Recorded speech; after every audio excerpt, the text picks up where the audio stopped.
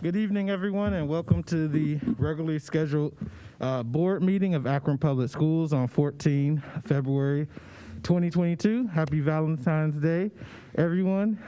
We are happy to have you joining us today, and you are very special to all of us, and we want to try to carry out the business of the district as swiftly as we can, but as detailed as we can to get out of here as soon as we can.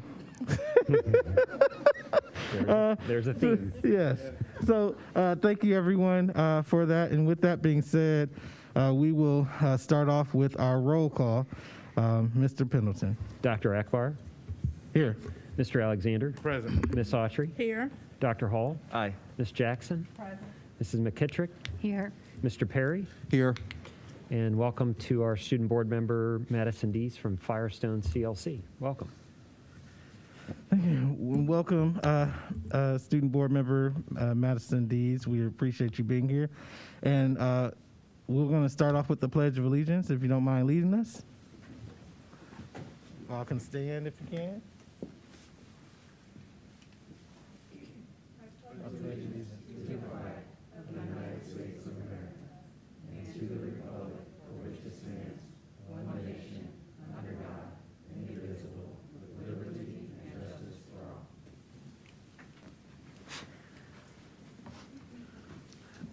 Thank you very much. Next, we have community and school reflections, and we will start off with Miss Dees. Hi, I'm Madison Dees, a senior at Firestone CLC. I'm in the aerospace pathway, and this is my second year serving as a student board member. I plan on going to the University of Akron. I'm interested in engineering, but I'm undecided on my major. However, I do qualify for the Innovation Generation Scholarship, and I plan on accepting it. I'm excited for the free college. Taking college classes through College Credit Plus, or CCP, is helping me prepare for college. I'm enrolled as a CCP student at the University of Akron. Last semester, I took English Comp 1, Public Speaking, and Psychology. This semester, I'm taking English Comp 2, Earth Science, and Bach to Rock. Bach to Rock is a music course that covers Bach to Rock music. I'm making sure I'm taking courses that are graduation requirements for a 4-year degree for the University of Akron so I can knock a year of college out while I'm still in high school. On top of my college classes, I'm still taking 3 classes at Firestone. I'm taking stats and 2 engineering classes. On A days, my engineering class ends at 9:30, and then I go home and do some of my CCP assignments and come back to school at 11. On B days, my engineering class ends at 9:30, and I go home and spend the remainder of my day doing my CCP courses from home. This semester, Firestone has 122 college sections for CCP courses. The average GPA for students who take CCP courses is a 3.0 to a 3.5. 90% of the students at Firestone who attend CCP classes take them at the University of Akron. The remainder attend Kent and Stark State.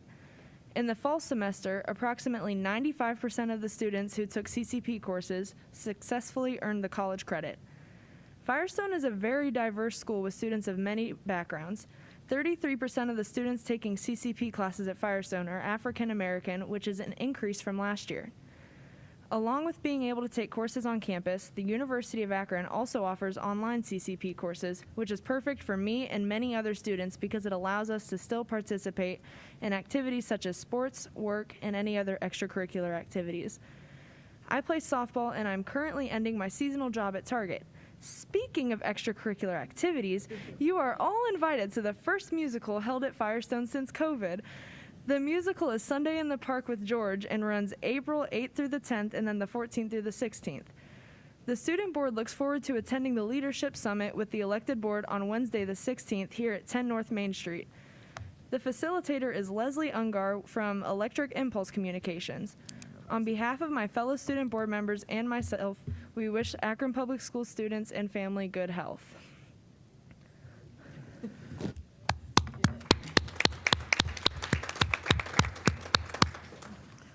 Thank you very much. We definitely appreciate you sharing your experiences at Firestone, as well as some of the experiences from our student board members.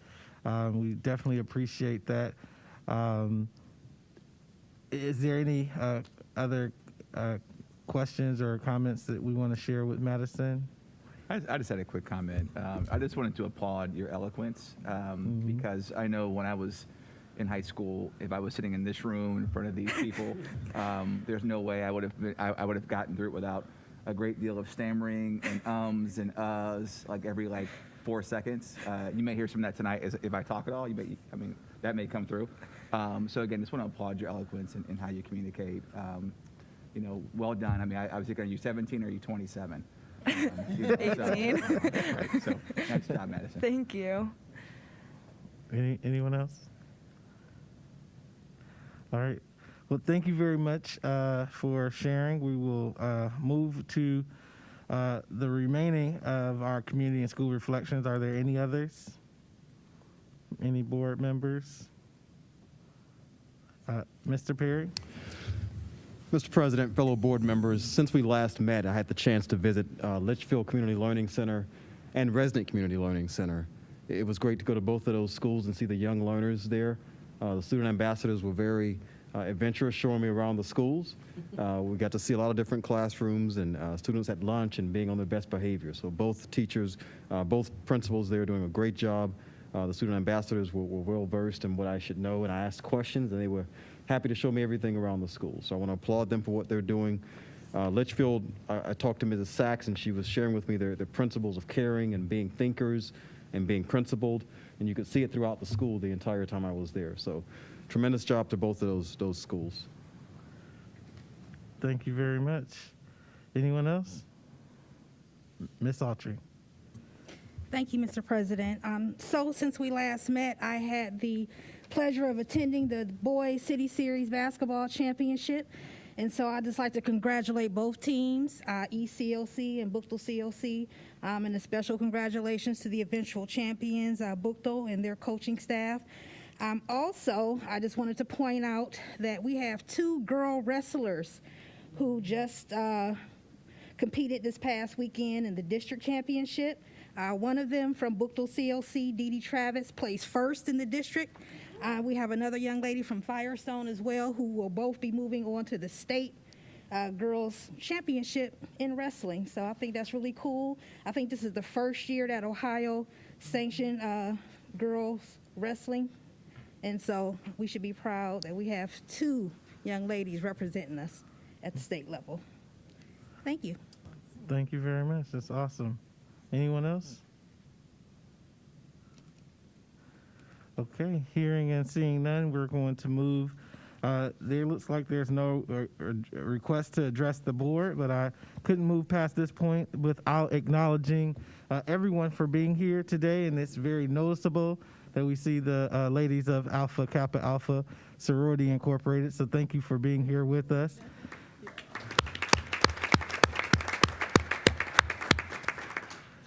And that is also the organization that Mrs. Fowler-Mack is a part of. So That's right.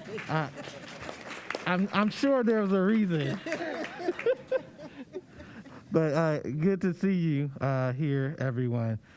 With that being said, we now move to recognitions, where we are excited to have the opportunity to recognize some outstanding teachers and winners of the Teacher of the Year, the Dr. David James Award and the Margaret Parks Award for the 2020 to 2021 school year. And I'll turn it over to Mrs. Fowler-Mack, and then we'll go from there. Thank you, Dr. Akbar, and members of the board and community. Good evening. I'm going to ask if you will join me over at the podium because we're going to make those recognitions over there. And you too, Dr. Hall.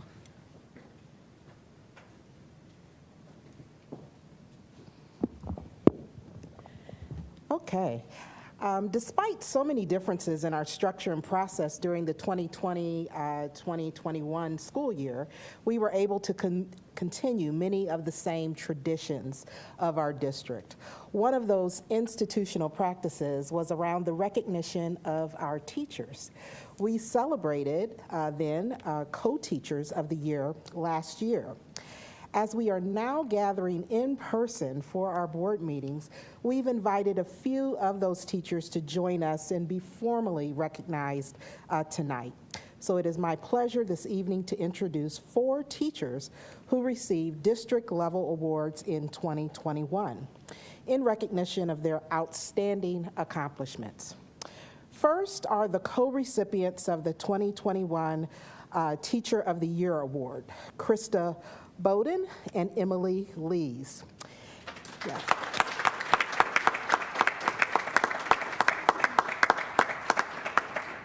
Krista Bowden has been with the Akron Public Schools since 2011, and for the last 8 years has taught science at Firestone CLC.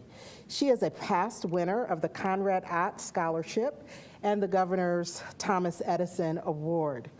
She is also a member of the SIP, if you'll come over here with our board members, SIP, IAT, AVID, and high school network teams. Outside of her classroom, she is a Girl Scout troop leader in your spare time, right? Crystal's principal described her as tenacious and adaptable. She is willing to make the changes on the fly to benefit student learning and willing to take a risk to share new best practices with her students. She embodies what it means to teach at Firestone.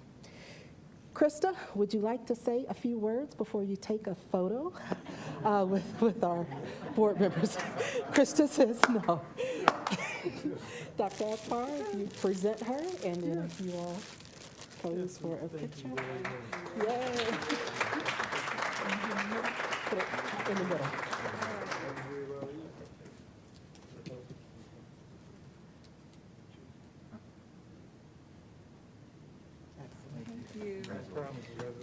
Congratulations.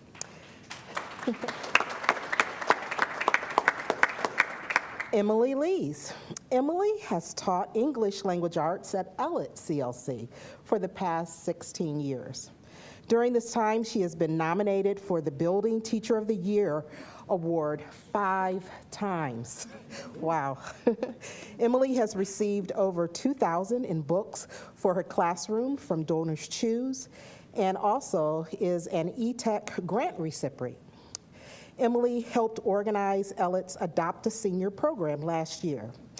Every graduating senior was adopted by a staff member or community member who supported them with letters, gifts, and money to help make their senior year during quarantine a positive experience. That's excellent. Emily's principal shared the following: when students reflect on their teachers years later, they always mention Emily. When asked to think of a teacher who goes above and beyond, they mention Emily. When they leave her class, they are better readers, writers, and believe in their own capacity. Emily, would you like to say anything? I'm going to keep it really brief.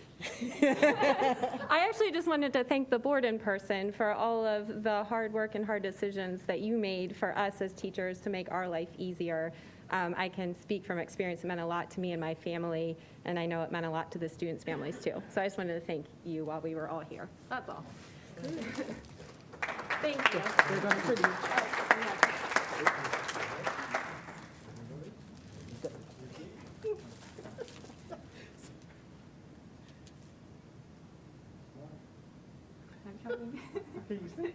It's hard to talk. Yeah. Thank you. Congratulations. Congratulations.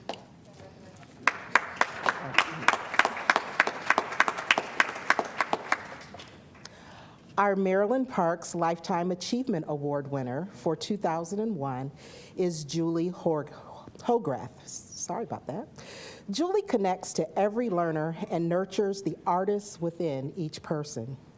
Not only is Julie a trailblazer in the classroom, but she is a community artist who has created designs for First Night Akron. She has also designed the beautiful starfish, which was awarded to teachers last year for their incredible work during the pandemic. Julie was on the first staff at Miller South, at NIF STEM Middle School, and then moved on to Firestone and taught all freshmen. Julie retired from teaching high school last June and is now teaching university classes and supporting Akron art teachers by providing professional development. She is a tireless, lifelong learner and innovator. Thank you. Julie, would you like to say a few words? It's nice to meet you, buddy. It's nice to meet you. Sierra was one of my students. No Small world. Yeah. Small. I was just telling her cousin Yes. it was one of my students at Miller South. And I love running into the community. I ran into a student today at Sherwin-Williams that was one of my STEM students. And it's just always so touching to see him grown up. But I, too, wanted to thank you guys. Akron Public Schools has been a great place to work. And I've enjoyed every minute of it. I've never regretted staying and not moving on when I had offers, and I always felt that this was my place. And so thank you for giving me a place where I could be innovative and kind of try new things, and I love that. And that's why I went to Miller South and then the STEM school, because I love that change and disruption. So, but thank you.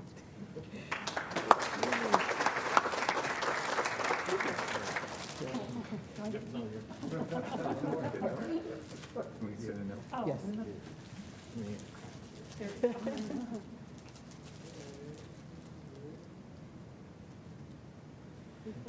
Congratulations. We do.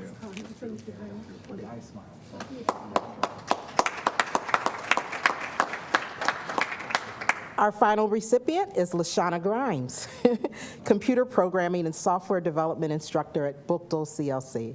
LaShawna is the first recipient of the newly created David W. James Award, which, yes. Let's see. That award recognizes the accomplishments of first-year teachers. Ms. Grimes' excellence was also recognized when she was selected as the Summit County's Educational Service Center's Rookie of the Year. Instead of a traditional classroom environment, LaShawna runs her class with a business structure. Her sophomore and junior students develop real-life apps, games, and animation that they own the rights to and can market. Her seniors make short films that are submitted to an actual film festival. As a Bookdale graduate, she believes, once a Griff, always a Griff. Her journey of professional growth has led her back home to Bookdale, where she continues to improve her students' lives. So many find their passion and personal excellence through her touch. Congratulations. Would you like to say anything? Just really briefly, thank you so much for this honor. It's just a blessing to be able to be honored for what you love to do and want to wake up doing every morning, so thank you. I just want to say that I've had the honor of having so many great educators in my life, from my old boss, Renee Suber, to our board member, Carla Jackson, who tells me excellence looks different. And I say that to my learners every day, so pass it down. And then to be at Bookdale under the tutelage of Lucretia Beecher, it's just been a wonderful, wonderful journey to end up here and to be able to give back where I was raised and to give back to the people who gave to me. So thank you. Excellent.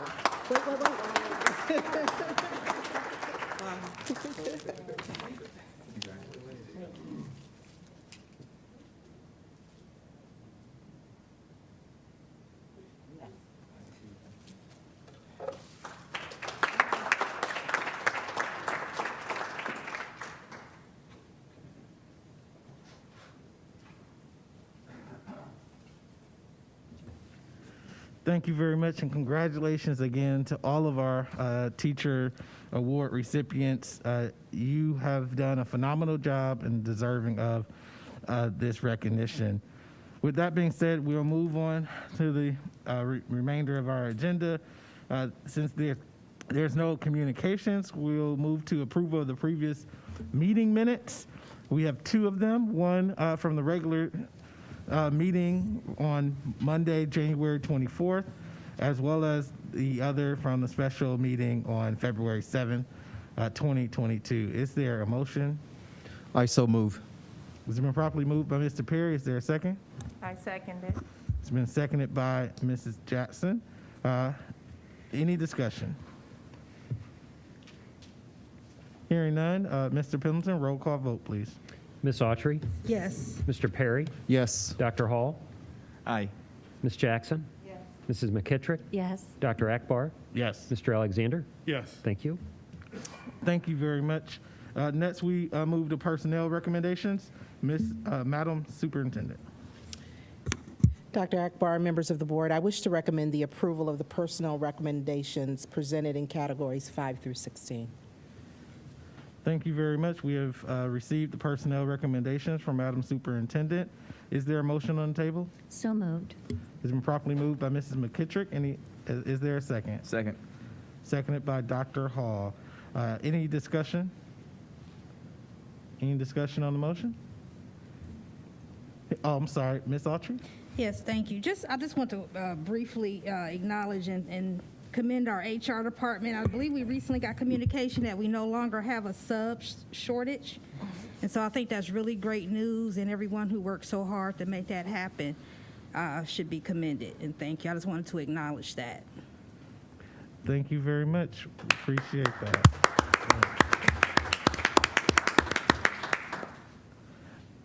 With that being said, any other discussion?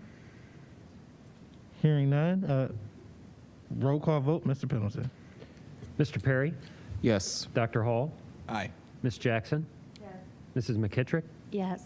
Dr. Akbar? Yes. Mr. Alexander? Yes. Ms. Autry? Yes. Thank you. Thank you very much. We will now move to resolutions and motions on the consent agenda. Madam Superintendent. Yes, I wish to recommend the approval of the resolutions and motions presented in category 21. They have been reviewed and are in proper format. I move for their approval. Thank you very much. The resolutions and motions on the consent agenda. Is there a motion? So moved. It's been properly moved by Ms. Autry. Is there a second? Seconded by Mrs. McKittrick. Any discussion on the resolutions and motions? Ms. Autry. Thank you, Mr. President. Again, I just wanted to acknowledge the many donations we received for winter apparel during this really tough winter season. I believe I counted upwards of over 500 brand new coats and hats that were donated by various individuals and organizations. And it just really means a lot during this time, as many of our students have those needs. So I just wanted to acknowledge and thank those donors. Thank you very much, Ms. Autry. Any other discussion? Hearing and seeing none, roll call vote, please. Ms. Jackson? Yes. Mrs. McKittrick? Yes. Dr. Akbar? Yes. Mr. Alexander? Yes. Ms. Autry? Yes. Mr. Perry? Yes. Dr. Hall? Aye. Thank you. Thank you very much. And next, we have our business affairs recommendations. Madam Superintendent. I wish to recommend the approval of the business affairs recommendations presented in category 23, please. Thank you very much. Is there a motion on the table for the business affairs recommendations? I so move. It's been properly moved by Mr. Perry. Is there a second? Second. Seconded by Mr. Alexander. Any discussion on this motion?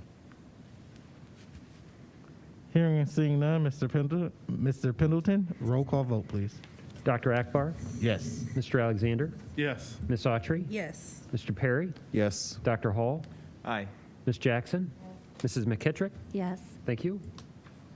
Thank you very much. And we will now move into our superintendent's report. Madam Superintendent? Thank you. And before we go into the formal report, I failed to acknowledge a special person who is here with us today and who you acted upon in one of the resolutions. So I'm going to invite Kathy McVeigh. Yvonne Culver, could you please come up to the podium?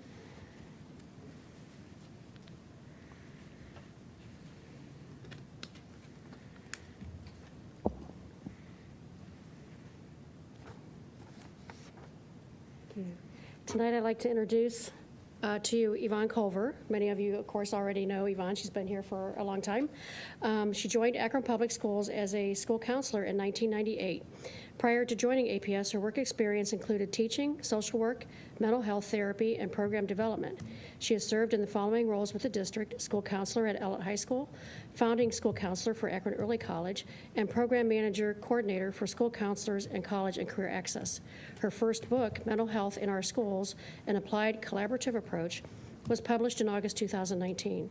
Yvonne earned her bachelor's in psychology, English, and secondary ed from Anderson University, her master's in counseling and human development from Walsh University, and her certification in instructional leadership from Cleveland State University. Keeping her grounded, focused, and humble are her husband of 31 years and her 2 adult daughters. Tonight, she's been recommended and approved for the Director of College Access, while she will also assume the responsibilities of administering the Gear Up Grant Program. Congratulations.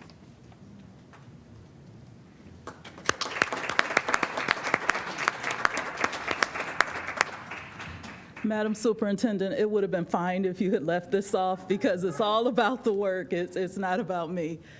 I feel like all roads have led me here, from going all the way back to Bookto, Griffins never die, to going all the way back to Bookto, where I was in Toastmasters and had to learn how to stand in front of people and speak. But all of the college access work, all of the community partnerships that we've gained have placed me in a position where I feel like I can really make a difference in the lives of our kids. So I'm looking forward to helping our kids have more choices and fewer consequences. Thank you.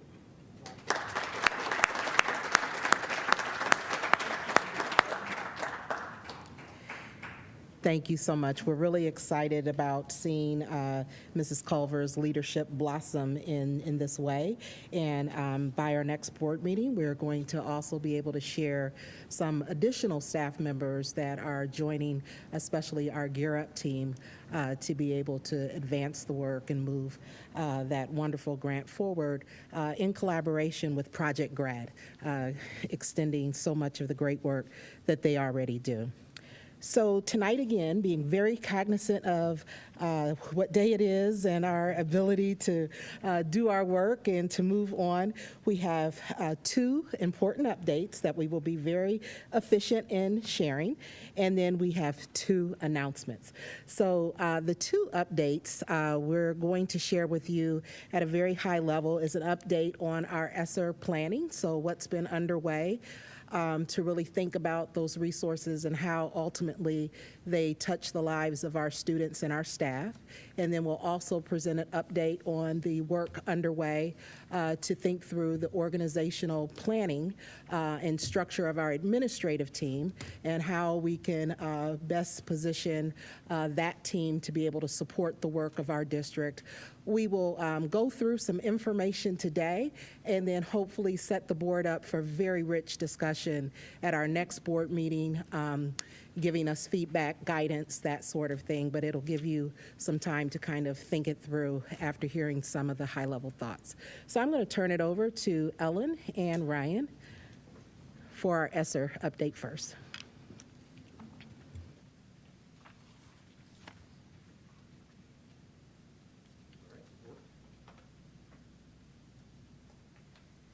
All right, I'll get us kicked off. We're going to take about the next 10 to 15 minutes to give you an overview of Esser. And I'll tell you the first thing that I'm going to change is the cover page slide here. And I think you'll see the theme, the developing theme. I'm going to rename this the Innovation and Sustainable Redesign presentation. So as you know from previous presentations in Esser, this major body of work is really substantial. It's $150 million substantial, and so it spans 3+ years in every area and segment of our community and the organization. Important to take away here for those board members in all the various committees and the committee of the whole that you're in now, the work will start to accelerate. So buckle your seatbelts. Goals for today, update on planning, so you get a high-level review there. We're going to talk a little bit about our stakeholder input, which there's been a ton of. We're excited to share that with you. We're going to talk about benchmarks, the refining of our benchmarks, seek your input at the 28th board meeting and at committee structure, and then talk about that acceleration and next steps. A few of you have seen this slide on the board. You can do an entire presentation. That's my tagline just on this slide. about the global pandemic, its impact on our organization, the COVID burst right there, and then our responses. And then Ellen's going to take it in a few slides on the Do Now, Build Towards section. And that really frames the innovation and sustainable redesign part of this presentation. For those of you who like to look at the numbers a little bit more, this is a quick snippet of a way in which our Esser dollars in the 3 allocations of the federal response are impacting our books. When you see the fiscal year, it's synonymous with a school year. So you see fiscal year 22, that's the year in which we are in right now. So it's the 21-22 school year. And you see the intersecting points of Esser 1, 2, and 3, and how we're responding and using those monies. But you need the context behind it. You need the real programmatic details. For those of you who are more in tune to the data, on our website and in this presentation, you can see the detail on each one of the federal responses. I'm just going to have one little call out there on Esser 3, halfway through that page, if you can see the highlight right here. 20% of the COVID-related spend needs to be addressed in learning loss, right? So there's this is one of the major requirements. I can assure you that we've not only hit that mark already in our planning, but we've exceeded it. We added some gas gauges here to show the community at large and transparency in this dashboard of our Esser 1 and 2 spends. In that green, we've almost entirely spent all those resources, where Esser 3 is our largest allocation. We're just getting started. My favorite slide up here is scenario 1, 2, and this really is the innovation sustainable redesign. If you look all the way over to the third chart there, the light blue is the redesign strategies. Those come at cost, right? So the infusion of $150 million is our opportunity over 3 years to put into practice those new programs that Ellen will frame the larger perspective. But you see the dark blue, that's our current budget. And that sustainable redesign in the fiscal 24, 25 and beyond, we don't want to set that new expense bar so high that it becomes an unsustainable business practice. So I think really that's an important setting of the stage as we turn it over to Dr. McWilliams-Woods.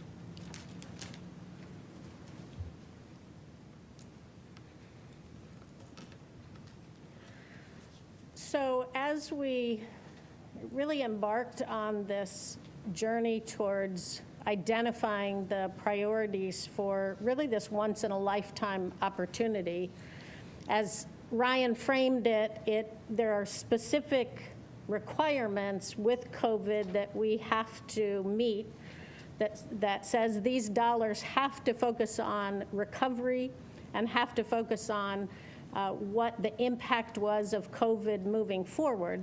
But there's also room for that innovation. And so we're anchoring everything in this. What do we have to do now to address the current state of our students, our families, our staff, our community?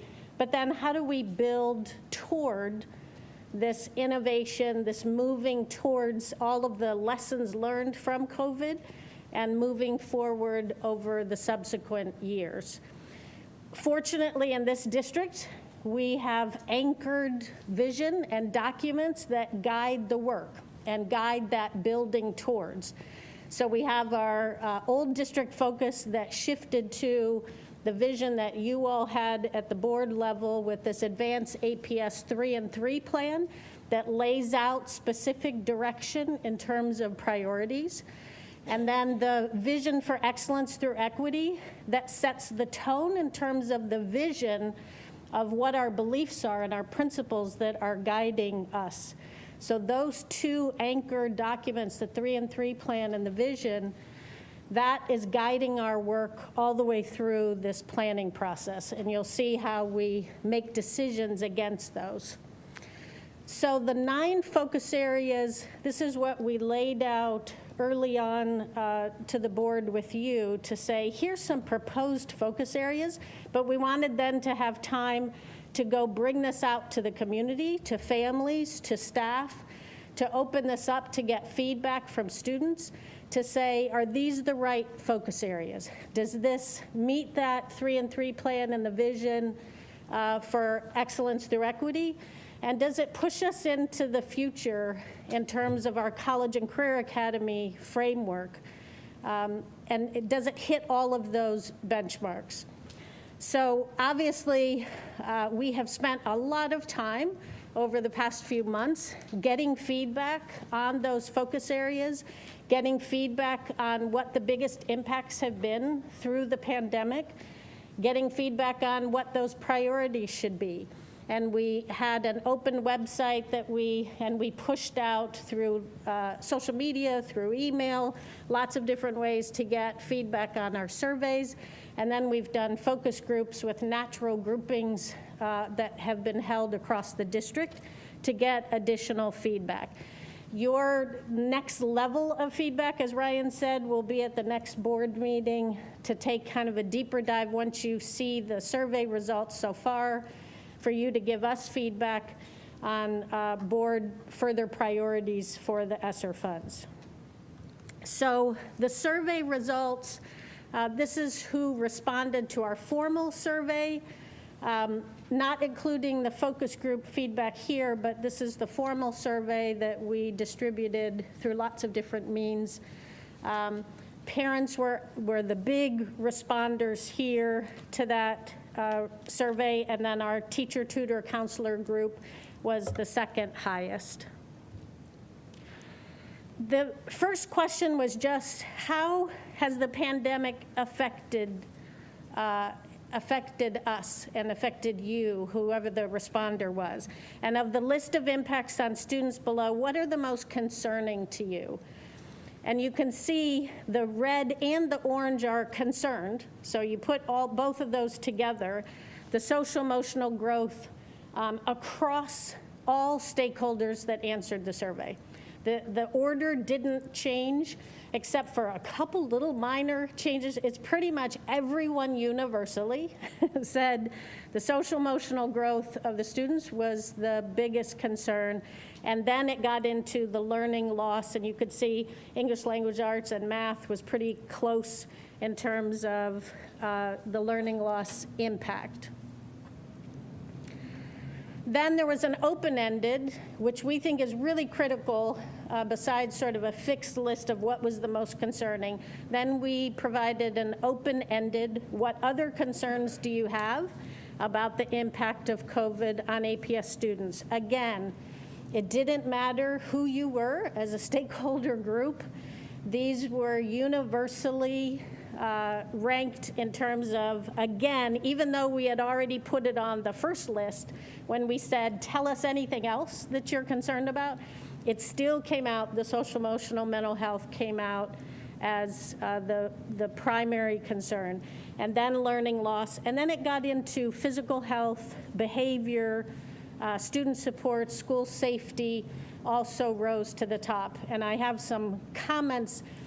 Quite a bit of what Ryan and I put in this presentation is for you to digest after the meeting, more detail that we won't cover here, but you'll be able to read through some of the comments that emerged from the survey. These are some of the samples from the family perspective in terms of, you'll hear, I wanted to make sure you heard the language being used in terms of when they're selecting social emotional, what do you really mean? And so we pulled samples that kind of reflected those primary areas of concern. In this list is, kind of that concern of wanting some sense of normalcy, wanting to get students they missed 2 years of experiences out in the community, experiences out at the world, at the museums, and we would love to have kids have more of that opportunity. making sure we had social emotional supports, making sure we have enough tutoring and academic supports. That's the type of language that you'll read here directly from the family's voice. And then from the staff, we also pulled out quotes from the staff concerns. Again, open-ended, what other concerns that do you have?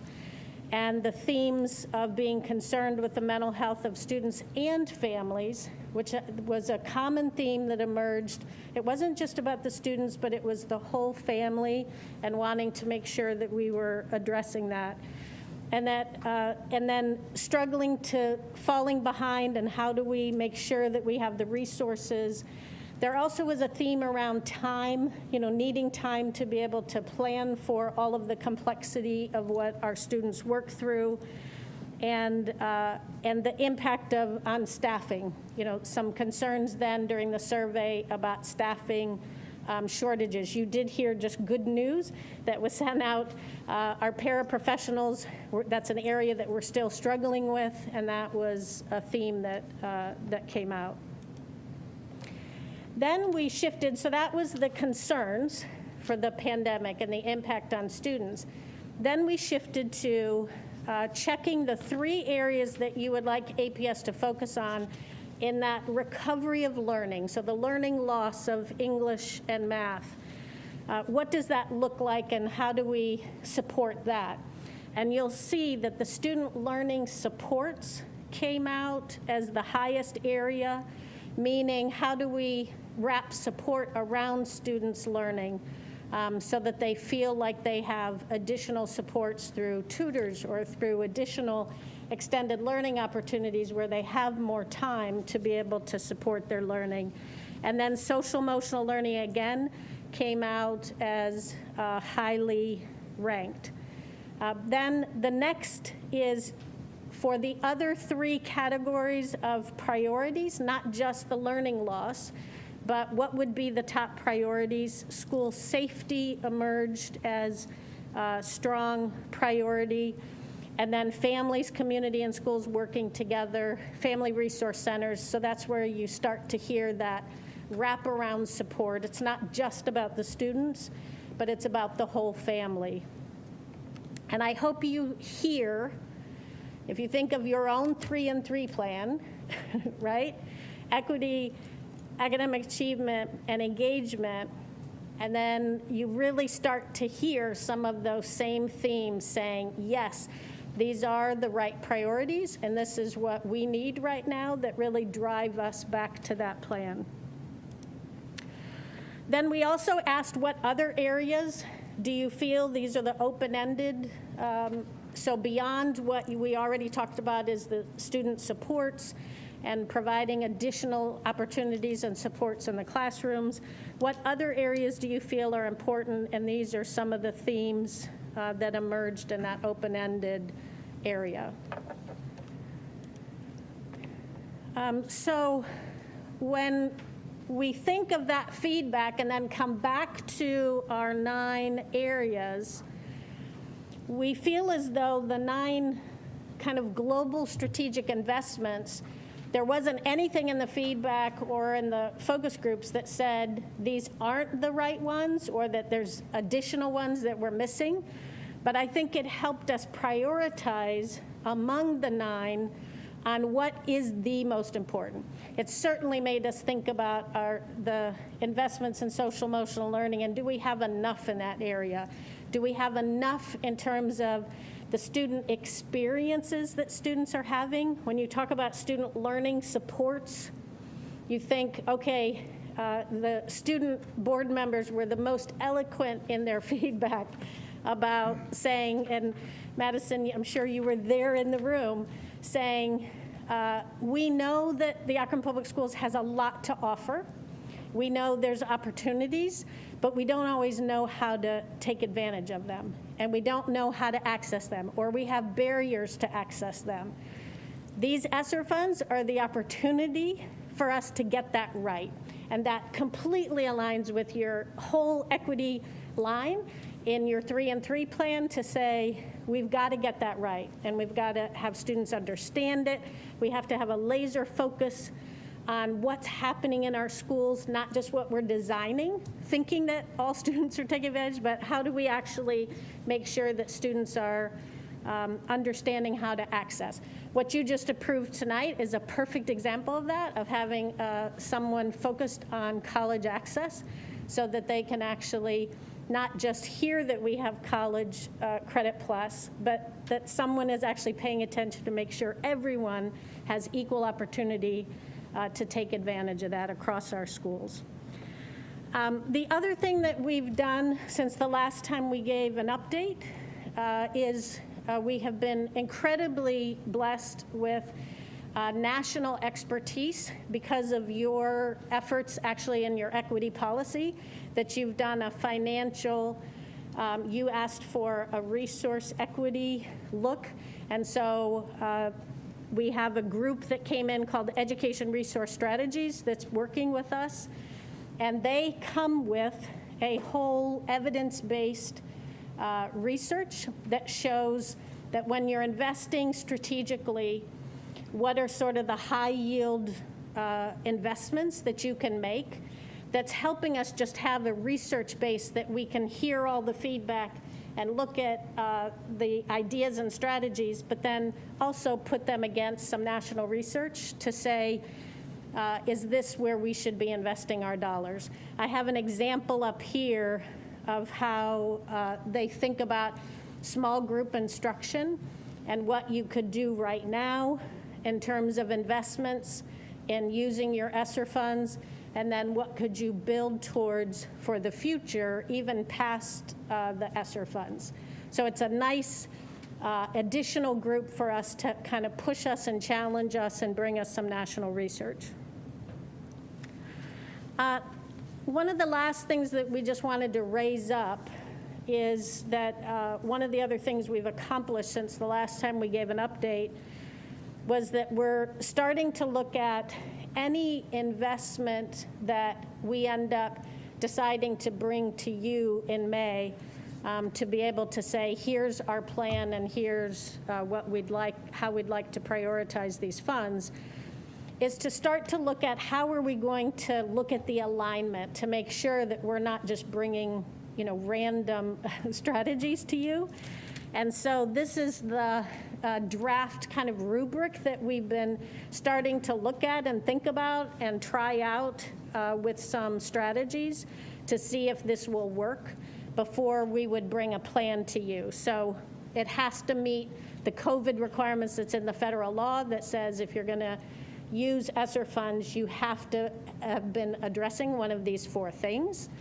And then looking at the APS strategic investments, those 9 focus areas, does it really tightly align to those 9 focus areas that was driven from the 3-and-3 and the vision for excellence through equity? Where is it actually pulling out the principle that's in the vision for excellence through equity to make sure it's tightly aligned? And then the last one is using this national evidence-based practice to say, does it, at least is it an evidence-based practice so that we're not spending funds on something that at least doesn't have some kind of research-based practice to it. The next slides, I'm not going to go through these, but this is just a different visual of what you have received a couple times at the board with the strategic investment document. I'll be sure to email it to you again that summarizes those 9 focus areas. But what I did in these slides is just bold and italicized the areas that really popped out in the family and the staff survey and the focus groups to say, you know, these are the ones that really were emphasized in that feedback. So the Family Resource Center, Family Academy concept, targeted intensive intervention, expansion of student supports and services, looking at that expansion of higher level courses to be able, that falls under the opportunities to make sure that all students have equitable opportunities. I had to italicize and bold everything in the student support, social emotional learning, and expanded opportunities, because that really came out pretty strong in the feedback, especially when you start reading some of the comments. And then the last area for research and innovation, there was, I think there's a general sense that we hope this money, and this especially came from staff, that we hope this money isn't just about recovery, but that it's pushing us also to be able to try some things. Will there be grants that we can just get at the school level and apply for, that we can just try and innovate? And yes, the superintendent has definitely, that's an area that she added when she got here that we didn't have before last spring when we first started talking about this. That whole accelerator grants and campus and culture kind of infusion grants or anything in that area, in that last focus area 9.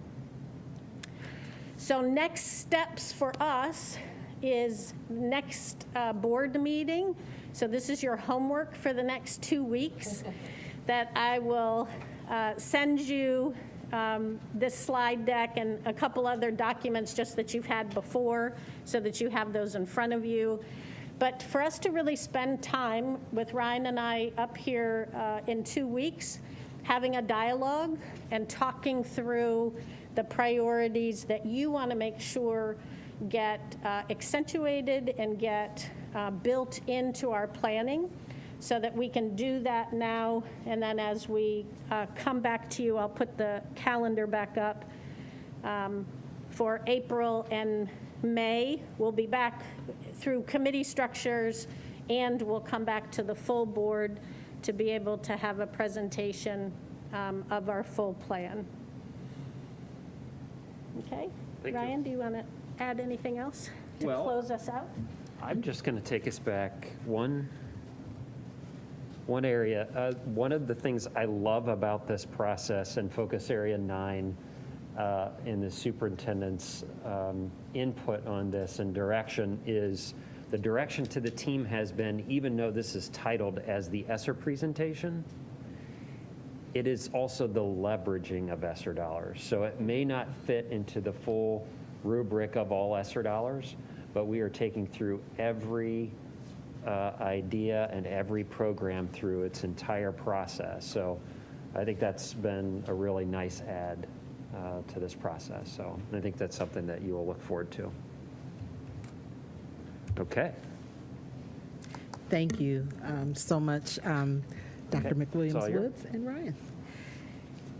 Good. We're going to keep things moving because there is a tie to the presentation that they just put on, giving you a high-level update about the Esser resources that we have available to us. And I must say, too, their leadership and the way in which they've really tried to make sure that we're listening to all voices has been tremendous. So to them and to our extended senior team, who has also put in countless think hours, we thank you for all that you're doing to make sure that this once-in-a-lifetime opportunity for our district is something that we feel for years to come. And we're super excited to hear the feedback of the board, the input of the board, your ideas as well, so that we're sure that we have all proper guidance in moving the work forward. Not only do we want to think about the resources, really more resources in the Esser sense, but we also have taken the time during this first half of the year to think about the resources that are within our district, the human resources, and in particular to make sure that we've thought about our administrative team and the effectiveness of our administrative team to support our work at this time in our history. This will only take a few minutes because, again, it's going to set you up, hopefully, to think about it so you're not being asked to make any decisions tonight, things of that nature.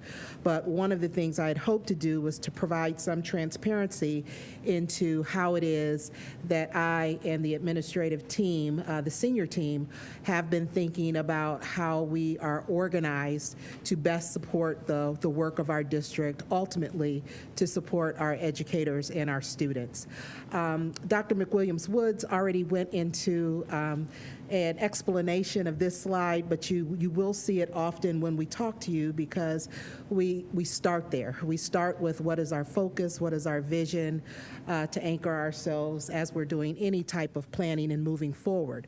We also remain very cognizant of the fact that ultimately, when we're talking about anything in this district, we exist to support students and families. So at the end of the day, we always must keep in mind our most important outcome, which is our students, that we're making sure that we have on-track scholars from the elementary, middle levels, and that ultimately our graduates are prepared with skills, competencies, dispositions, that they're ready for college, career, life, employment, enlistment, those types of things.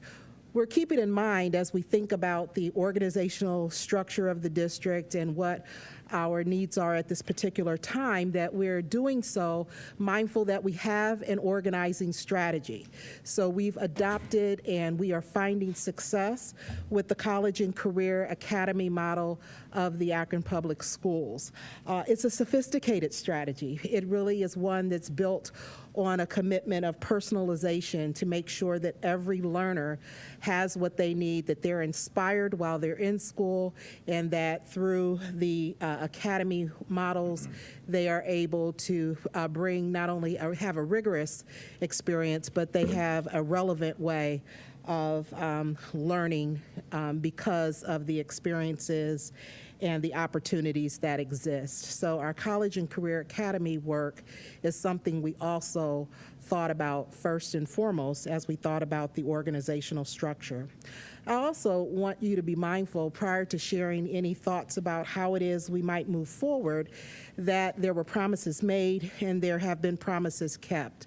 The promises made was to listen and learn deeply within the first portion of the year prior to leading, prior to making any real recommendations towards any organizational considerations in moving forward. So the list that you have on the screen and for you board members in your handout is really, it's a good sampling, but just a reminder that there has been a lot of input into what are our needs, where are we today, what are the things we're doing really well, how might we be thinking about moving forward. So as I speak and share my thoughts in summarizing that today, it is built upon a great deal of feedback and input of others, also revisiting the feedback prior to my arrival, the focus groups that occurred, meeting with students, meeting with leaders, and then ensuring that we prioritized our initial investments before we dealt with any recommendations around our senior team.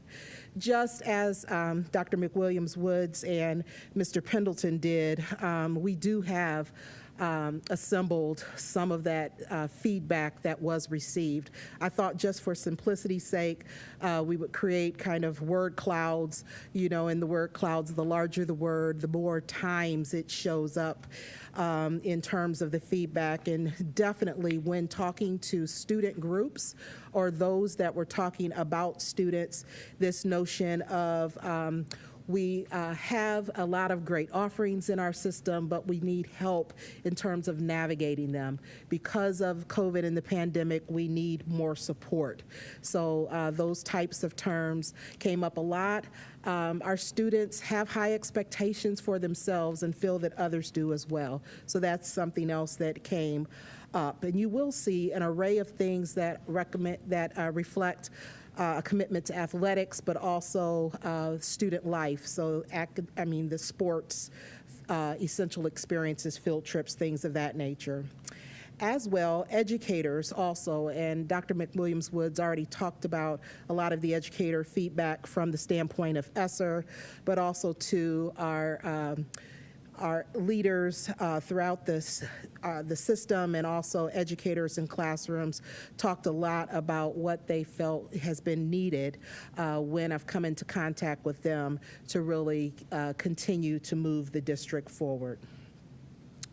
School systems and schools are living, breathing entities. So they're constantly evolving. So one of the things that we've been able to have happen here in Akron is that our structure for quite a while has remained relatively constant, and we've been able to have that be the case because we have such talented and tenured staff that have been with us, that have been able to adapt without the structure necessarily adapting itself. They've just been able to assume more and more duties, responsibilities, things like that.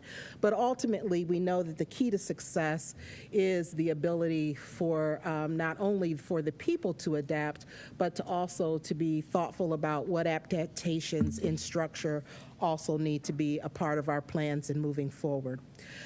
Before I talk about some of the recommendations that I'd like for you to think about over the next 2 weeks and to engage with in the meantime, is the fact that, as Ryan indicated, we have leveraged opportunities. So when we think about Esser funds, when we think about resources, we have made sure that, again, prior to thinking about any adjustments, modifications, things of that nature in the administrative realm, that our first order of business is to be able to consider and think about other ways to solve our needs and to think about ways to ensure that our most significant and first investments are in our staff, our schools, our services and supports, things that really touch the lives of our students most closely.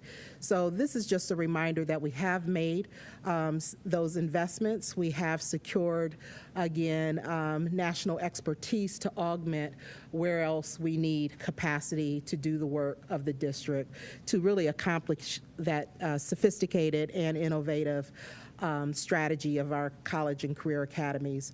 On our website, if you ever want all of the detail of information, Ryan and his team, he and Andrew and team have really spent a great deal of time keeping current where we are devoting our resources. And so if you ever want to kind of have a way of connecting the recommendations I'm going to say today about even some staff, that there also is a way for you to look at those in relationship to all other investments. So on our Esser site, on the website, there is a snapshot of where have investments gone thus far, and then we can continue to talk about what's needed moving forward.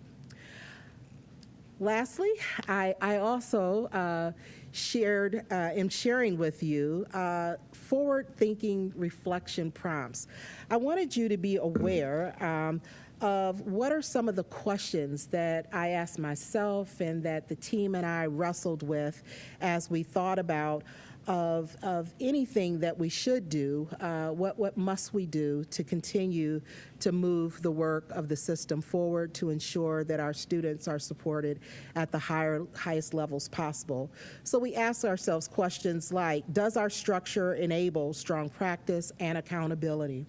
We ask ourselves things like, are the duties, responsibilities, scopes of work distributed in ways that make the work and our goals most attainable? Because one of the things we know to be true right now is that, again, we've benefited from having staff who have been here long periods of time that have just assumed great deals of additional duties and responsibilities, so much so that when you really think about them in relationship to their peers in other districts, some of the scopes of work, really aren't clear anymore, but the work is getting done. And so we're very pleased with that. So moving forward, considering the input, considering reflections like this, how is it that I and the team are thinking about how the administrative team of the district ought to be structured? One of the things that I'd like for you to consider is that to consider recommendations in terms of stages. So tonight I'm recommending at stage 1.0, first and foremost, that we think about the work in terms of creating 3 strong teams or pathways for the work of our system to get done. That there is one pathway of work that has to do with curriculum and instruction, if you think about its thematic headers. And it is headed by a chief academic officer. And within that work at stage 1, we really want to make sure that we're able to respond to the needs of our learners first. And I won't read these to you, but as you reflect upon these notes, know that that pathway is much about the learners' supports that are available, the program that they experience in curriculum and instruction. The second kind of pathway of leadership and work that we want to be true for our administrative team is leadership and work that focuses strongly on our schools. So again, we've been talking quite a bit over the course of this first half of the year about ensuring that we have a person dedicated through our chief of leadership and learning to be able to focus with Mary and Mark as our executive directors of elementary and secondary education on the practices of our school and the coordination of learning and development across our schools so that we're sure that any student in our district has an equitable chance at having a strong experience within our schools. So the school pathway is that second pathway.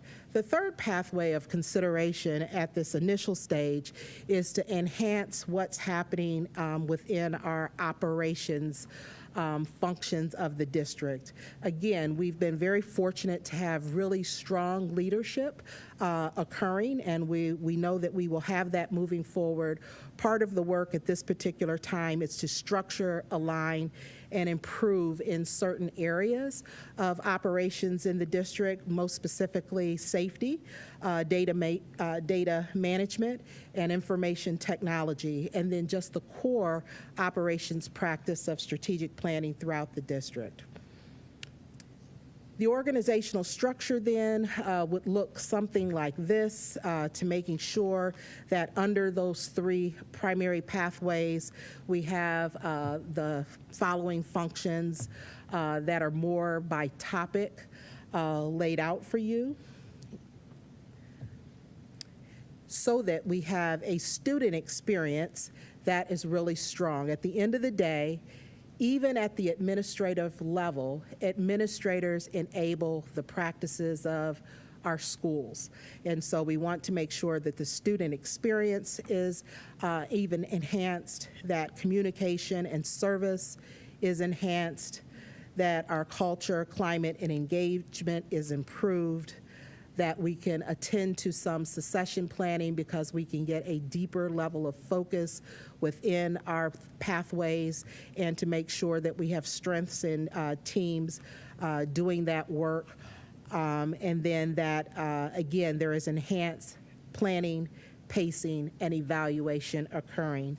Hopefully, because we're shaping more and more the scopes of work and shaping and aligning more and more the teams that are existing, and really putting some limits so that there can be balance to go even deeper.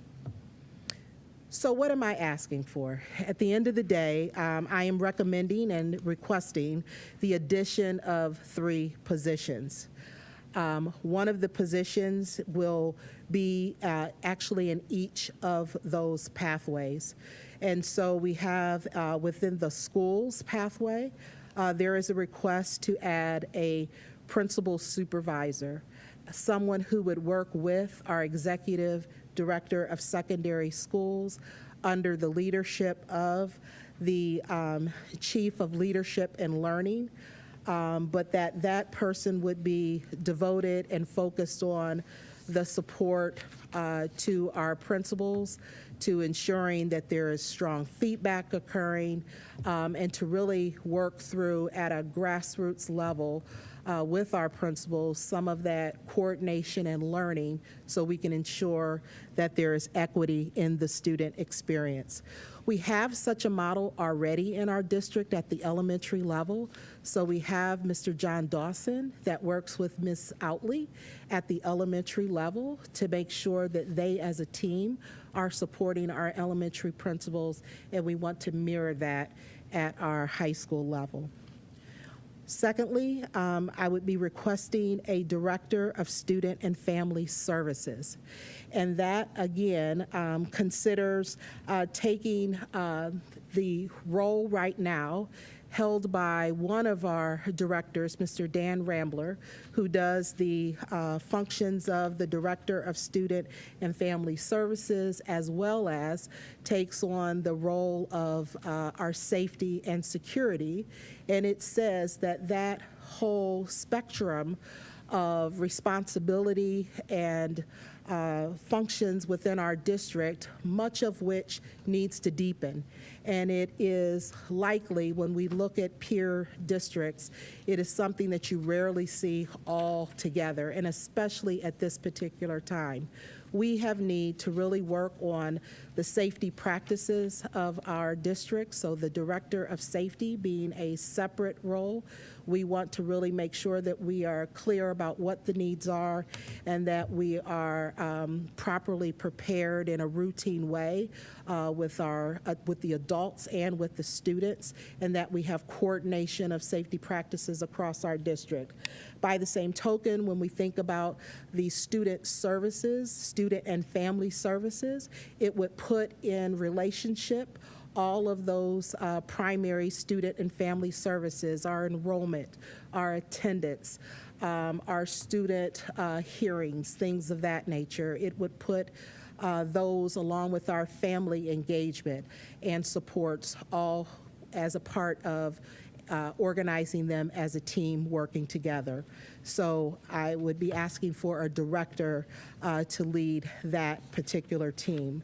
And then again, a chief operations officer to ensure the coordination to work with our very capable business affairs executive director, but also expanding the capabilities in our district to ensure some of that strategic planning, the coordination of all of the functions on the operations side of the house would be places where we would devote time and attention. Remaining as a direct report to the superintendent, at the end of the day, while we have those three primary team pathways, the superintendent would continue to interact directly with those three cabinet members, those chiefs within the district, but also our chief diversity officer, the communications, human resources, and general counsel would continue to report directly to the superintendent, while we know that the coordination and depth of work could occur within those pathways. In version 2.0, while we are implementing those changes, we would continue to study others, that when we talked with the team members and talked with other stakeholders in the organization, actually your own body, because you as a board had an ad hoc committee that also made recommendations in the communications area. We know that we have work to do in other areas. So the list you have before you in the 2.0 area is work that areas where we would continue to study the district, considering how it is we could enhance the work in the district, and looking at the staff we have available, and also considering the fact that we continue to be in transition as an organization, as we continue to have several members of our organization retire and move on. So that studying 2.0 is something that there would not be a request at this time in that area of any sort, but it's something transparently, just to let you know, is being considered and is something that I welcome your feedback and input around. So what would happen next? We will continue to fill the vacancies at the district and school level. In fact, with the Human Resource Department, we are actively engaged in filling just regular vacancies. So not the 3 positions that I am requesting, but any others. As you recall, just a week or so, or at our last meeting, I believe, we celebrated Karen Gijic's intent to retire. So we're going to be getting that position posted and moving, and we will have others. So we will be filling natural vacancies in the district ASAP. We are continuing to clarify retirements and/or transitions so that we can understand the team and in all that it brings in terms of our strengths and where we might have gaps as we think about moving forward. We will have those positions posted for the retirements by this week. So we will have some of those moving, and we will continue to get those filled. And then hopefully we will be updating the old APS job descriptions relative to the 3 positions that I am requesting, because in all instances, we have had an operations chief in our past, so we will be building off of that job description. We have had a role that was similar to the director of student and family services, so we'll be starting from those, building those out. And as I said, even with the principal supervisor, we do have currently at the elementary level a similar role. So the roles are not brand new, but they are new requests because of the work and the capacity needed at this point in time in our history. So in between now and the next meeting, hopefully I can continue to answer any questions that you might have or giving you any other information needs to set you up for further dialogue and feedback at our next meeting about formally those 3 positions. Okay. Thank you very much. Is there any discussion or questions for Madam Superintendent?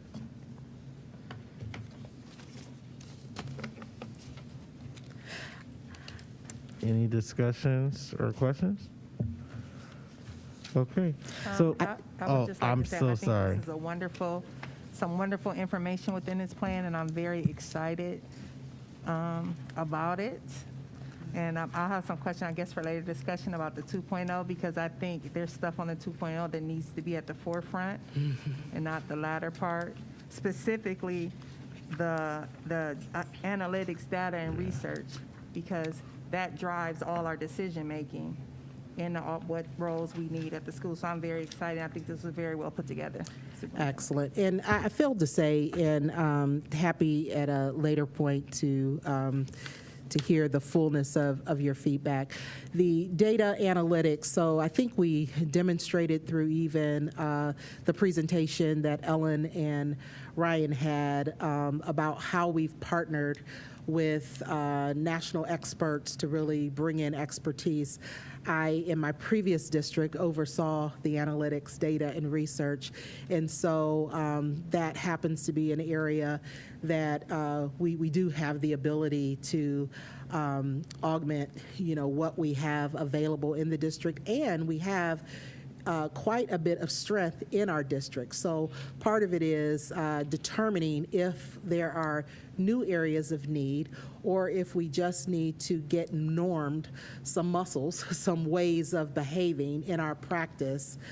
So that's part of the delay, because we're able to have the capacity that we need, and it's further assessing whether additional capacity is needed, or is it a matter of just continuing to work with the team that's here today that's perfect, that's very, very talented. So like to engage with you further on that. Any other Mr. Alexander? Yeah, I just want to say, too, I like the idea of this here plan because I know we're still in the early stages and transition period for the superintendent who's just been here for several months now. And we have people, as mentioned, we have those who are retiring. And it's going to take a little time for us to allow those positions to be filled, but also to provide some training for those individuals as well who may be stepping into those new positions. And I think that will this will help and align the superintendent with the work that we want to do moving forward. And if that's the case, that will be a benefit for not just our district, but more importantly, our students. So I wanted to say I like the plan too, and I look forward to more discussion as we move forward. Thank you. Thank you very much. Anyone else? Okay. Well, I do have a few points. So one of the things that's missing here is the financial impact on the district. And based off these recommendations, I wanted to see if you could talk to just the kind of the thought process around investing over actually almost $1 million, $500,000, sorry, in these positions, as opposed to one of the concerns that we've heard throughout the time we've been on the board, at least, is that there's capacity needed at the department level. So I'm just wondering if you could talk to us about the decision between investing in creating an additional layer as opposed to building the capacity in the departments. Sure. And so I think we've done both. So we have attended to investment of building capacity in the department layers. And so you have been approving, considering dear board member letters, things of that nature, as we've gone along in the course of this first half of the year, where we've been doing just that. I think this was bringing a broader picture of the structure and how we're thinking about the administrative guidance in terms of being able to work with those departments, across those departments, effectively and ultimately with schools, to make sure that it's a smooth experience, that we do achieve goals of supporting our students. So it's not an either or, it's a both and, but what we haven't done at this administrative level is also attended to the structural needs, the capacity that's been needed at this level as well. So we're happy to provide you with the information for both to see how it is we've been investing at the department level. We talked about the school level as well, but also then how that looks in terms of that investment at the senior team level as well. And as it relates to cost, I am working with CFO Pendleton to make sure that we have that financial picture. And before you're asked to actually respond to a requested resolution, you will have, of course, all of that type of information as to what is the, overall financial impact and how it is that we're thinking about that in terms of sustainability longer term, along with the other investments that we're making. I know I had given you all some high-level preliminary information that included quite a few additional changes and modifications that added up to somewhere near the amount that Dr. Akbar mentioned. But we have had some revisions since then. So again, working with CFO Pendleton, will be able to share some of that financial analysis. And CFO Pendleton, I don't know if you want to say anything more about that. No, we have general ranges. Sorry.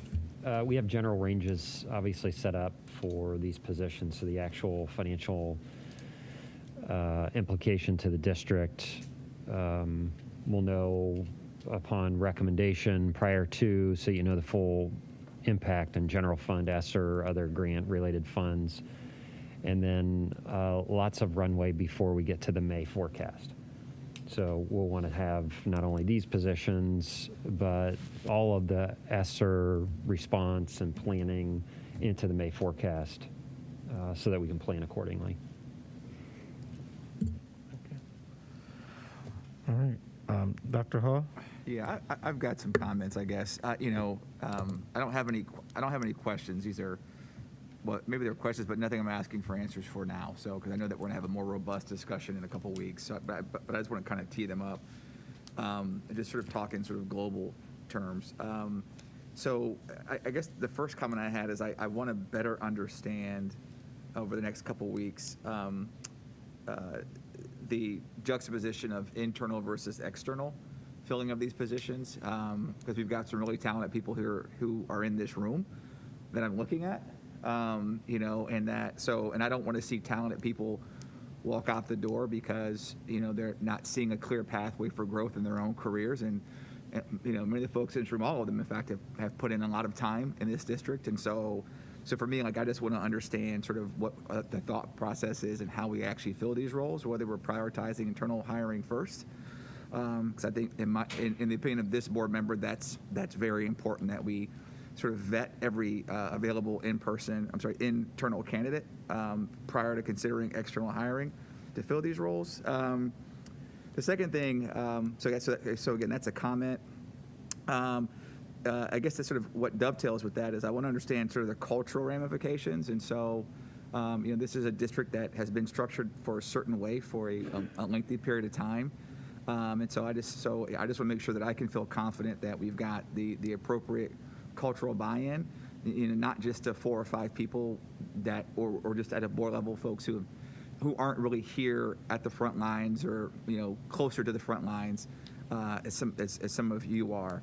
And then the third comment I've got is, specifically around the Chief Operations Officer role, I just want to make sure I understand how that helps a position like the Executive Director of Business Affairs, right? So, I know that we are very well aware of the work that Ms. Folk has been doing the last couple of years, wearing a lot of hats, working extremely hard, for which we're very thankful. And so I just want to understand how hiring a Chief Operations Officer is helping her, how that's adding to her capacity. And again, it's not a question I'm asking for an answer for now. I'd actually prefer to wait for an answer on that. But want to understand how that role, for example, adds capacity for her. I know we've also talked about, I think you referenced it in here as well, about succession planning. I don't really see the connection yet. So I'd like to sort of, tee that up for future conversation as well around how that, how these positions address succession planning. I don't see the connection there yet. Hopeful to see that. And then last but not least, with regard to 2.0, I just want to make sure that, I tend to bring a process improvement mindset to these kinds of things. So I want to understand sort of what problem, for example, take the analytics, data, and research piece, right? So when we were new board members, we had some orientation time. This is prior to Madam Superintendent coming on board, but we had some time with that analytics, data, and research team, and there was a lot of data that they had access to with a lot of insights that we weren't leveraging yet. And so I just want to make sure that I understand when we talk about, adding capacity around these areas. I'm using that as an example, by the way. I just want to understand what problem are we trying to solve? Because if we've got, for example, in one bucket, if we've got capacity and we've got insights that we aren't currently leveraging, I'd be reticent to add additional capacity when we aren't leveraging the capacity that we currently have, and actually acting on the data that we currently have. So I think those are my sort of initial thoughts, and I thank Dr. Akbar for buying me some time to formulate that when he was making his remarks as well. But I want to also make sure I acknowledge the superintendent's work around meeting with every principal and district administrator. I think it was on the promises kept slide. I think that's important to give credence to and give credit to, because I know that was a lot of work that went into that. So I want to make sure that I'm certainly recognizing that. That's a lot of days and nights of meetings, and so in addition to doing the other things that you're involved in on a day-to-day basis as well. So anyway, I'll leave it there. But those are some of my high-level comments for now. Thank you very much. Any other comments? I have just Ms. Jackson? last comment.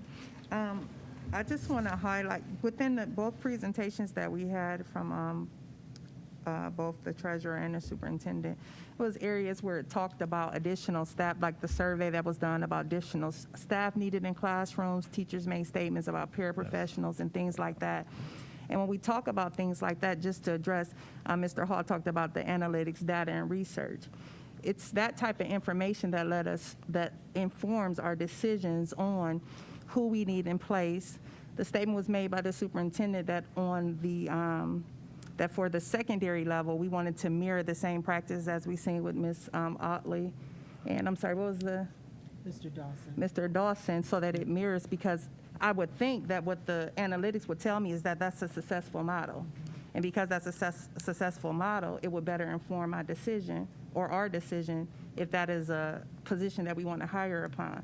And just so I'm clear, because I believe, Superintendent, you stated that we do have internal people that you think will be suited for that role, but you had to expand upon and kind of see if we're just not maximizing maybe all of our resources internally? No, absolutely. And I think as we start to even fill vacancies from retirements, things of that nature, we're really excited to be able to consider those we have in our midst. But, you know, at the end of the day, we want the best candidate, you know, for any particular role, but we're really confident that we have a lot of talent in-house. Thank you for the clarification. Thank you very much. You know, I've actually got one more comment, if I may. Dr. Hall? So with regard to the, let me come back to the data analytics piece again. Listen, I don't want to sell that short, right? I mean, I think that's critical, you know, to making, I mean, I'm a big believer in making data-driven decisions, you know, and so, but just want to make sure that we're currently using the data that we have to inform decisions that we, you know, that we are making, you know, and so I think, so again, I want to make sure that I'm lifting up Ms. Jackson's point around the data piece, because that is integral. And so there's that. And then I did have one more comment about the Esser planning thing that just popped in my brain. And so the one thing I know we talked about those focus areas. It's a comment, it's not a question. It's a comment. I want to understand better when we think about our focus areas, how they dovetail with the focus areas of some of the other stakeholders that are also receiving Esser funds, whether it be at the city, at the county level.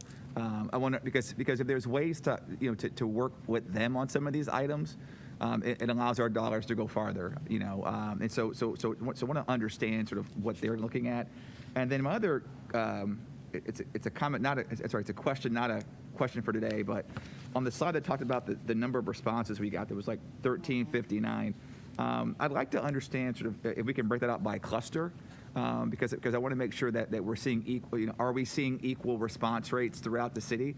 Because if we're not, you know, the question that begs to be asked is there anything that we can do to increase the response rates in certain areas, right? So again, you know, we 7 serve the entire city, so I just want to make sure that we're thinking about, are we getting feedback from the entire city? And then I think that's it. Thank you for the time. Okay. Thank you very much. And the last thing that I had was just around pay equity. And I know everyone else talked about the data, so I won't talk about that any further. But pay equity.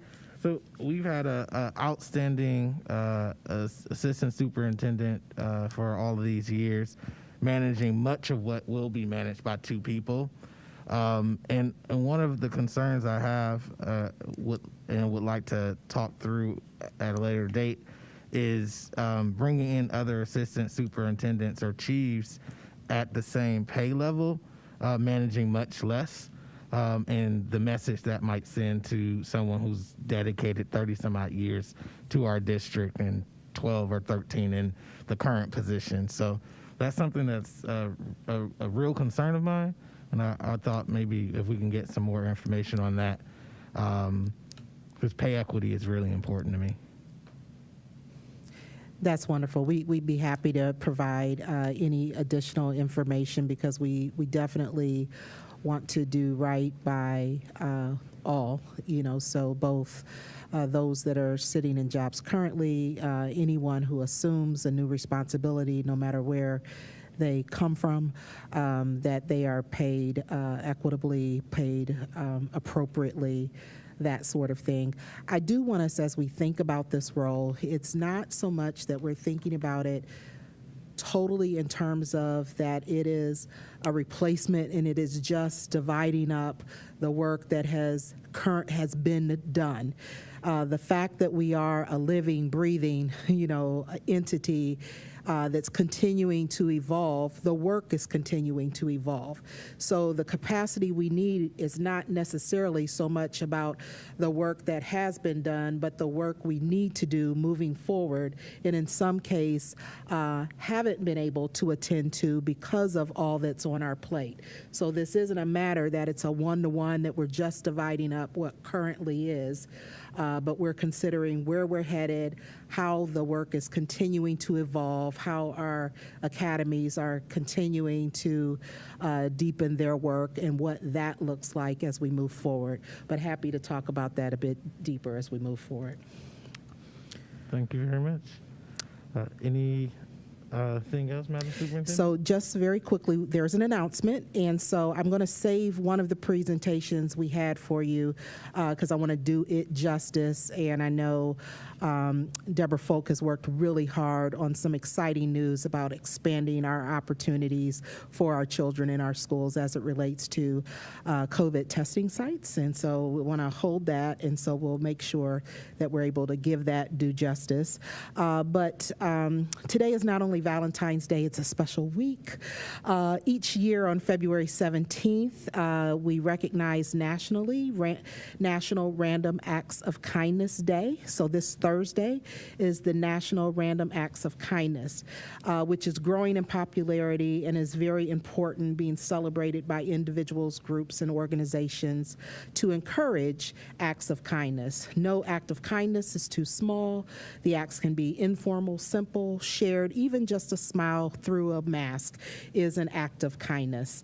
Or they can be organized events. The acts can benefit one person or many. This year, APS will celebrate Random Acts of Kindness Day through our own kickoff of our campaign, Be Kind 330. We will celebrate on Thursday, and then all throughout the month, we will capture random acts of kindness that we hope have just a wonderful cultural impact on our schools, on our work sites, but also really ignite something here in our city. So this is an area where we really believe fundamentally our students can shine because kindness is in our DNA. It's in our DNA as a city. It's in the DNA of our students. So stay tuned for more updates on what our scholars, what our educators and schools are doing. We hope this will be inspirational, but we also hope it'll be fun. As you know, acts of kindness bring joy to the receiver, but it also impacts the giver too in positive ways. And so we do have a new hashtag then, so it is hashtag BeKind330. So hopefully if you see any of our students or staff members doing something that you would consider an act of kindness, we hope you will capture it, document it, tweet it, and keep us posted, and those sorts of things will be happening all over our district and in our city. And then we will ask another organization or business to join us so that they too are taking up the mantle to really encourage kindness through their own organization. We are a part of something larger, so in Northeast Ohio there is a group of businesses, schools, things like that, that together we make up Kind Land. So we're working very closely with an organization, Values in Action, but here in Akron it is Be Kind 330. So more to come. That's it. Thank you very much. Next, we'll move to the President's Report. There's only one thing that I have for now. I think we've been working pretty diligently, and I want to appreciate the board for all that they've done so far. And also just do another encouragement and appreciate Mr. Perry sharing the two schools that he attended, and it was another encouragement to get out into your schools, but then also your ward meetings, which is also pretty important as well. With that being said, I do want to make one appointment as the board is considering and going into the negotiation season. I wanted to appoint board member Valerie McKittrick to be the board's representative to our negotiations process and to the district leadership team. So that is all I have. Any questions, discussion? Hearing none, Treasurer's report. Very quickly, some of you had seen through the superintendent's update on Friday the return of open virtual meetings, which allows a public official to be counted for quorum purposes, voting, committee work. As far as I know, that substitute House Bill 51 has not been signed yet by the governor, but we'll keep you posted within the next few days. It may, and so that option is available through June 30th of this year. That's all I have. Thank you. Thank you very much. Any questions or discussion for Mr. Treasurer? Hearing and seeing none, we'll move to committee reports, legal contracts, and board policy. Yes, the policy committee met on January the 31st, and all who were present was President Akbar, Diana Autry, Derek Hall, Carla Jackson, Valerie McKittrick, Joe Perry, Superintendent Fowler Mack, our Treasurer Ryan Pendleton, and our legal counsel who joined us by phone, Diana Fidel. That was the first meeting that we had since July 21st of 2021. So there were some topics that we need to break ground on, and we started that conversation this past meeting. Ms. McKittrick. So a couple of the things we had on our agenda, we were introduced to our new legal administrative assistant who comes to us from King CLC, and I'm sorry about pronouncing your last name. I'm probably going to kill it, but it's Heidi. Somebody help me. Muka? Okay, Heidi Muka, thank you. And so she came to us in November of last year. Also, we had the January 2022 Neola release, and we discussed the process of committee receiving policies at the same time via Google Docs so that we could see those changes in real time. The sequence was discussed, an initial reading, further committee readings, and a final reading. We also had a conversation about school zone and boundaries, and our attorney, Diana Fidel, is gathering additional information to share with us, and she will present this information at a later date. Okay, thank you, Ms. McKittrick. We also had board orientation for our new board members, and that was on Tuesday, February the 1st. And the topics, they were welcome to APS. They talked about the vision and excellence through equity, board leadership 101, board superintendent communications and protocol, and cadence and committee structures. And they are scheduled to do their next phase on March the 16th. There was some very little discussion on live streaming meetings. Our legal counsel, Diana Fidel, provided an update on us for new developments and regarding the live streaming of meetings. We had also discussion on preferred names, pronouns, and policy discussions that we'll be working closely with the legal counsel and the equity committee to ensure that policy captures all the necessary components for both staff and students. There was an update given by myself on OSBA and them not being part of NSBA anymore, and we're probably going to have more. We're going to have more updates because we were talking about our board members wanting to participate in NSBA and CUBE, which is we thought was very important. We got a lot of information from there, and then finally we talked about board members electing the district's health care, the premium share we discussed the premium that must be shared for the cost of board members, the cost a full non-wellness premium. And we also determined that after consulting with the legal counsel and representatives, the current language does not need to be revised. The meeting adjourned at 6:32 p.m. That's what we have for our legal policy committee meeting. Thank you. Thank you very much. Any questions for Ms. Alexander? All right, hearing none, thank you very much. We will now move to Finance and Capital Management. Ms. Autry. Thank you, Mr. President. On January 31st, the committee met with myself, Valerie McKittrick, Derek, and Carla Jackson, Superintendent Fowler Mack, Ryan, and Andrew. And during this meeting, we had the discussion similar to what we had today regarding the Esser funds. We did have those updates that we've already been shared earlier in the meeting.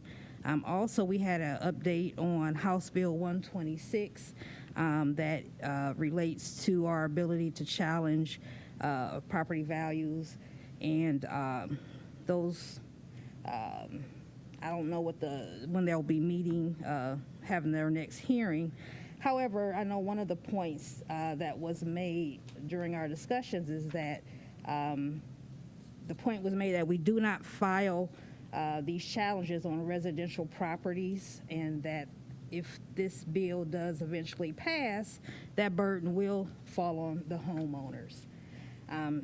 There was also some robust discussion around the voucher lawsuit, and so I didn't know if Mr. Hall or Ms. Jackson had any comments. I know you guys had a lot to say about that bill or the lawsuit that's pending, but there was robust discussion around that as well during our meeting. No? Okay. And then also, I know part of our strategic plan was having an orientation, and so I know you referred to that already, Mr. Alexander. I was in attendance to that orientation. I thought it was really well put together, and it was nice. I hope we continue to build upon that. I didn't know if Ms. Jackson or Mr. Perry had any specific comments about the orientation, but... I'm in agreement with you. It was very well put together, and it was good to hear the reflections of past board members and some of the things that they accomplished, and also to help to solidify goals and objective as a board member, and to keep the main things, which is our learners and those who have elected us and their expectations to improve our district, to continue to be the great district we are. Thank you.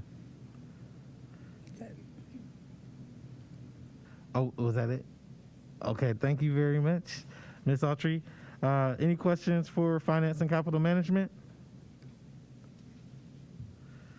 Hearing none, we'll next move to Instructional Policy and Student Achievement. Mrs. McKittrick. Thank you, President Akbar. We had a presentation by Yvonne Culver regarding the Innovation Generation Scholarship.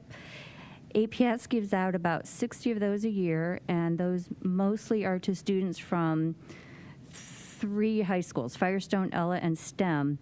And we approved tonight some changes that were recommended to enable more students to access those scholarship funds. Currently, there is a 3.0 GPA and a 27 ACT, or a 3.5 GPA and a 24 on the ACT. And those changes now include a 3.0 GPA, and the student meets college-ready benchmarks of the ACT and SAT, and a 3.5 GPA with no minimum ACT or SAT. However, the residency requirement, which is that the student is enrolled in APS all 8 semesters of high school, and the 3.0 GPA while in college, will remain. And then, of course, we talked about the Akron Guarantee Scholarship and our Esser update that we had a presentation on earlier. Also, I did want to just thank Mrs. Culver and her team for that equity in action regarding getting those changes to those scholarships, so that all of our students can benefit from that. We also had updates regarding our family resource centers. We currently have 4, with our first one being housed at a high school at North. And I did have the opportunity to actually visit North High School a few weeks back and was able to see the space. And just a reminder, those resource centers will have a caseworker there 1 day a week to support our families from Summit County Job and Family Services. And also they will be offering free Lyft rides for our families for engagement reasons, job and medical related appointments. A couple of the things we discussed at the meeting were the college credit information sessions. College Credit Plus has 2 more information sessions coming up in February, one at Firestone this week and one at Ellett next week. Also, the community meetings of the college and career academies is coming up. There's 2 more meetings that are open. I believe one is coming up in March at Jennings and one in April at Higher. Those are all open to the public to get information about the college and career academies programs and the college and career, the College Credit Plus session. Thank you very much. Does that conclude your report? Thank you very much. I just wanted to add how exciting it is to have the free Lyft rides, and hopefully we can hear more about that expansion at some point. Really good resource for our families. Are there any other questions for instructional policy? Hearing none. Equity Committee, Dr. Hall? No report. Thank you very much. Is there any, well, I'm assuming there's no questions for Dr. Hall. All right, with that being said, there's no unfinished business, and if you thought I'm sorry. Yes. No unfinished business, but we actually just wanted to make sure we acknowledge the GAR Foundation and Mrs. Kirsten Toth, who's here with us. One of the things that the board acted upon tonight was the Memorandum of Understanding about the essential experiences. And so we intended to recognize you. And so thank you so much for your ongoing partnership and investment in our young people.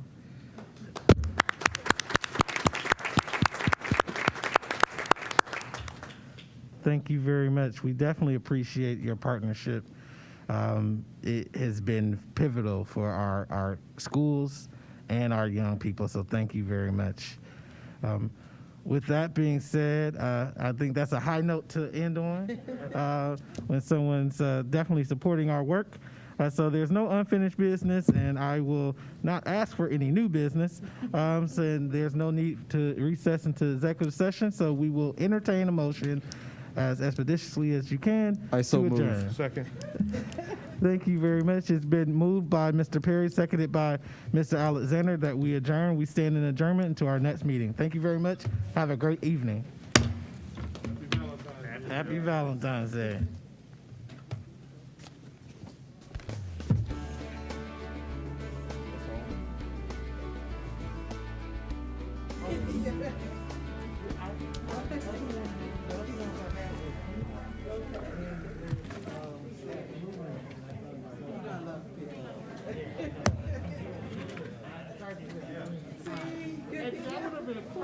I see it. I'm all out of myself. I didn't know, so I wouldn't do it. But I decided I'm going to not have a high for my neck. It would have been perfect. See, you too.